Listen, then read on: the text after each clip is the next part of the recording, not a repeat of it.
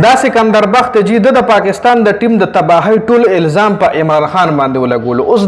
دا ټول الزام په عمران خان ولې لګول د په دې ویډیو کې په هم خبره کوو ور بل د کم بیان جاری کړی دی چې د پاکستان د کرکټ تباہی په د الزام په عمران خان لګول نو هغه بیان باندې هم ډیټیل سره خبرې کوو چون کې عمران خان د 2022-23 کې د حکومت ختم شوی دی او هغه نه ان ور تاسو د پاکستان د ټیم پرفارمنس وګورئ نو یقینا خفه بشئ چې دومره خراب ټیم خو زموږ د پاکستان ټیم نو هغه ټیم چې دنیا به ته یریدا بالرانو نه به دنیا یریدا بیټینګ کې کمزور او د پاکستان د ټیم وخت سره بیټینګ داسې سټرانګ نه دی خو بالران همیشه مضبوط بالران راځي. پاکستان چې مشهور دی نو هغه بالینګ مشهور دی بالینګ اٹیک مشهور دی او ریسنټلی چې په انګلند کې کم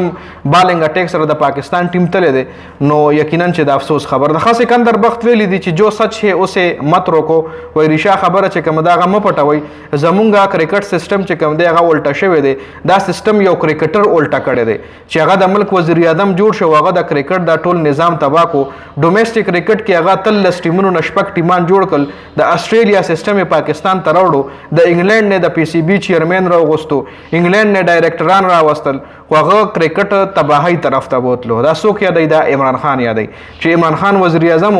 نو هغه خپل هم کرکټر او هغه د کرکټ نظام وي تبا کو ډومېسټک کرکټ خراب کو ډومېسټک کرکټ کې تل ټیمانو نشپک ټیمان جوړ کړل د استرالیا سیستم په پاکستان کې امپلیمنٹ کولو نو عمران خان چې کوم دی هغه د پاکستان د کرکټ د تباہی ذمہ دار دی.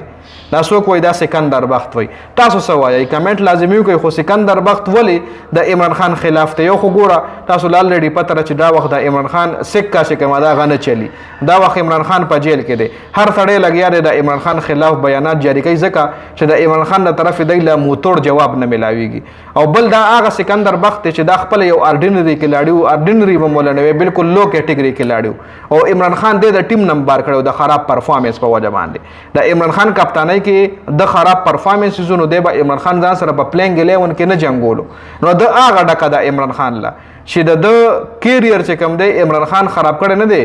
بلکې د پاکستان د ټیم قابل نو ځکه عمران خان ځان سره په ټیم کې نه لوبولو نو هغه ډکه د عمران خان چې عمران خان زولې په ټیم کې نه لوبولو نو ځکه د عمران خان خلاف بیانات جاری کوي دا نه وایم بلکې دا چې څومره هم سپورټ جرنالست دي نو د سکندر بخت په دې بیان باندې خپل بیانات جاری کوي چې عمران خان ته د معلومو